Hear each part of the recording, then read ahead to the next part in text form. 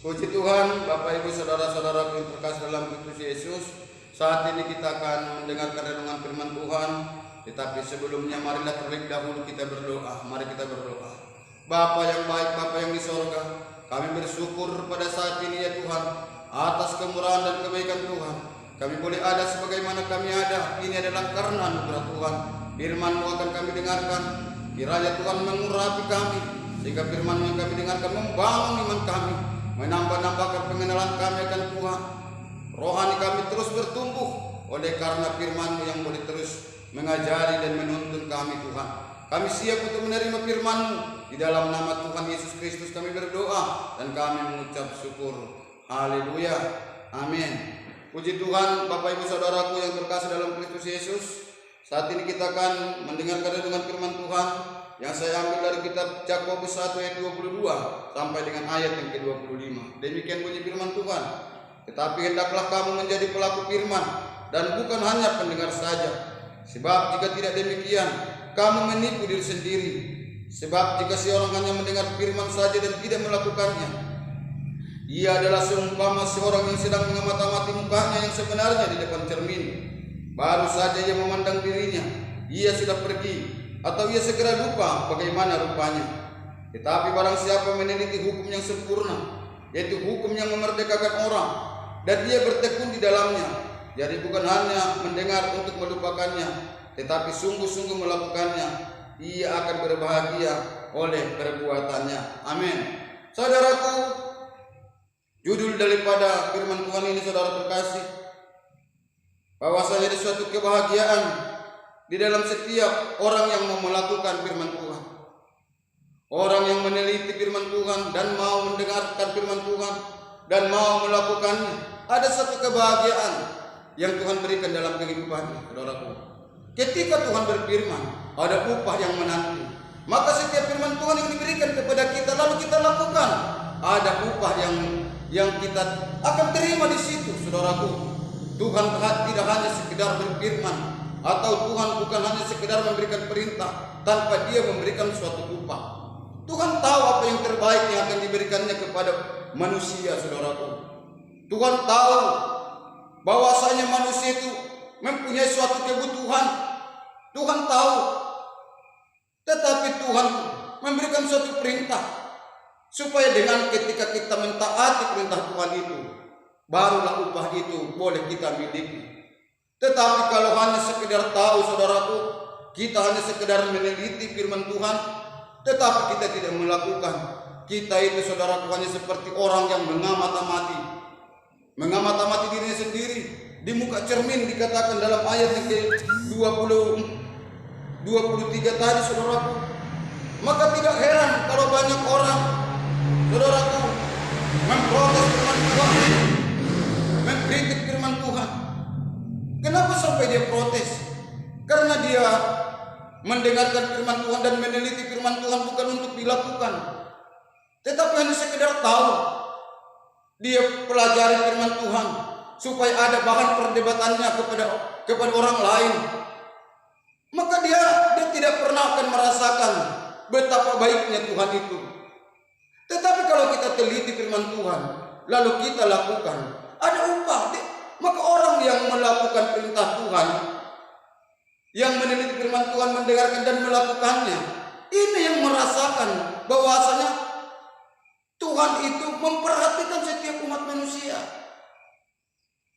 Tetapi kalau hanya sekedar tahu saja, ya dia nggak pernah rasakan betapa baiknya Tuhan itu. Contoh, saudaraku, firman Tuhan, perintah Tuhan tentang ibadah. Firman Tuhan berkata, beribadahlah kepadaku, maka aku akan memberkati roti, makanan, air minumanmu, dan menjauhkan setiap sakit penyakit daripadamu. Artinya kalau seorang mau melakukan perintah beribadah itu, ketika dia teliti firman Tuhan itu perlu untuk beribadah, dan dia datang untuk beribadah kepada Tuhan, maka ada sesuatu berkat yang datang kepada dia. Berkat Tuhan memperhatikan kebutuhan melalui apa yang kita makan, dan apa yang kita minum, dan apa yang kita pakai. Tetapi kalau seseorang hanya tahu bahwasanya ada firman Tuhan yang berkata, harus beribadah kepada Tuhan tapi dia tidak melakukannya, maka dia tidak pernah merasakan bahwasanya Tuhan bisa memperhatikan kehidupan. Tuhan bisa mencukupkan kebutuhan. Apa yang dia makan dan minum dan pakai, dia tidak akan pernah rasakan bahwasanya Tuhan bisa mencukupkan semuanya itu, saudara. Saudara terkasih, percayalah kepada Tuhan dan lakukanlah firman-Nya. Bagi Tuhan tidak ada yang mustahil, saudaraku. Tuhan bisa ubah yang tidak ada menjadi ada. Tuhan bisa ubah yang sakit menjadi sembuh. Tuhan bisa ubah nasib seseorang yang sudah ditetapkan miskin menjadi hidup berkelimpahan. Tuhan bisa ubah seseorang kalau sudah ditetapkan untuk binasa tapi diselamatkan oleh Tuhan. Tuhan bisa ubah. Karena bagi Tuhan tidak ada yang mustahil, saudara. Tetapi lakukan perintah Tuhan supaya upah yang dibalik perintah Tuhan itu bisa kita terima, saudaraku. Di Alkitab, saudara terkasih, di dalam kitab Yohanes 2, saudaraku, di situ di suatu kali Tuhan Yesus ada di pesta Kana. Waktu itu pesta itu kekurangan anggur. Lalu saudara terkasih, datang Maria dan kepada Tuhan Yesus dan bermohon supaya Tuhan tolong mereka. Lalu saudaraku, Tuhan berkata, kumpulkan bejana-bejana. Kemudian saudara terkasih, isi dengan air. Lalu Tuhan datang, cedoklah dan bagikan kepada pesta. Saat itu, ketika murid-murid itu melakukan apa yang dikatakan oleh Tuhan Yesus, mereka kumpulkan bejana itu. Kemudian mereka isi dengan anggur. Kemudian mereka cedok dan bagikan kepada pemimpin-pemimpin pesta. Saudara terkasih, apa yang terjadi? Air berubah jadi anggur, saudara. Air berubah jadi anggur. Tuhan bisa mengubah air menjadi anggur. Karena bagi Tuhan itu tidak sukar. Pernah juga saudaraku, di Alkitab, 5 roti 2 ikan, Tuhan buat 5.000 orang makan. Lalu saudara terkasih, masih sisa 12 keranjang. Bagi Tuhan itu tidak sukar. Tetapi bagi manusia itu memang sukar, saudaraku. Untuk itu saudara terkasih, kalau kita mau percaya kepada Tuhan dan mau meneliti firman Tuhan dan mau melakukannya, kita beruntung, saudaraku. Kita beruntung. Kalau engkau pada saat ini mungkin engkau menderita, mungkin engkau sakit, saudaraku. Pada saat ini melalui firman Tuhan ini mau saya katakan kepadamu, bagimu mungkin sukar sakitmu itu bisa sembuh. Tapi bagi Tuhan tidak ada penyakit yang sukar sembuh. Bagi Tuhan itu yang sakit bisa disembuhkan. Di Alkitab ada orang buta bisa disembuhkan oleh Tuhan, bisa melihat. Dan suatu kali juga Tuhan menyembuhkan seorang perempuan yang sakit pendarahan 12 tahun. Dia punya tekad, kalau aku jamah jubah Tuhan Yesus aku sembuh. Dia datang kepada Tuhan. Dan dia, saudaraku, diam-diam merak dengan bersusah payah, dengan berusaha dengan sungguh-sungguh untuk bisa menjamah jubah Tuhan Yesus. Apa yang terjadi, saudaraku? Perempuan yang 12 tahun pendarahan bisa disembuhkan, saudara terkasih. Maka kalau engkau pada saat ini sakit, engkau punya tekad, aku datang sama Tuhan, aku dengarkan firman Tuhan, aku lakukan firman Tuhan, maka sakitmu itu tidak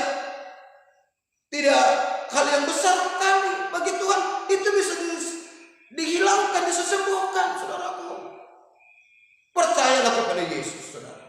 Atau mungkin engkau ada keluargamu lagi berantakan, engkau percaya Yesus, keluargamu bisa dipulihkan Tuhan. Hanya engkau sungguh-sungguh ikut Tuhan, engkau dengarkan firman Tuhan dan engkau lakukan. Bagi Tuhan tidak yang suka. Keluarga yang berantakan bisa dibuat Tuhan damai, saudara terkasih. Saudaraku, percayalah pada Yesus. Atau mungkin keadaanmu pada saat ini miskin, ekonomimu sukar, engkau banyak membuka usaha-usaha tapi selalu tumpul, selalu rugi. Lalu engkau mungkin bertanya kepada orang-orang, engkau bertanya kepada ahli nujum, lalu dikatakan sudah suratan tangan engkau miskin. Saudaraku, saya mau katakan, Tuhan bisa mengubah nasibmu. Yang miskin bisa diperkaya oleh Tuhan. Tuhan bisa ubah nasibmu. Walaupun sudah di suratan tanganmu dikatakan orang bahwasanya kau miskin, tetapi kalau kau percaya pada Yesus dan sungguh-sungguh mengikut Dia, maka saudaraku, Tuhan bisa ubah nasib. Kalau pada saat ini engkau merasakan hati gersang, engkau datang saja pada Tuhan. Dalam Tuhan ada kuasa, dalam Tuhan ada keselamatan, dalam Tuhan ada kedamaian, dalam Tuhan ada kesembuhan, saudaraku. Maka itu percayalah kepada Yesus. Tuhan Yesus memberkati Bapak Ibu Saudara terkasih. Mari ikut saya berdoa. Bapa yang baik, Bapa yang di sorga, kami bersyukur sudah boleh mendengarkan firman, dan hamba-Mu bersyukur sudah boleh sampaikan firman, dan hamba-Mu berdoa buat setiap orang yang mendengarkan firman-Mu ini Tuhan. Bapa, kiranya Kau jamah mereka semua, supaya mereka yakin kepada firman-Mu, percaya kepada firman-Mu Tuhan. Dan ketika mereka melakukan hal itu, mereka mendengar dan melakukan firman-Mu, hidup mereka diubahkan oleh Tuhan. Hamba-Mu berdoa ya Tuhan, pulihkan yang sakit, sembuhkan yang sakit, pulihkan ekonomi yang lemah. Engkau yang memberkati Tuhan, yang sudah ditetapkan nasibnya miskin, Tuhan bisa ubah Bapa. Ajari mereka supaya mereka percaya dan mengandalkan Tuhan Yesus sebagai Tuhan dan Juru Selamat mereka, dan selamatkanlah jiwa mereka. Di dalam nama Tuhan Yesus Kristus kami berdoa, kami mengucap syukur. Haleluya. Amin.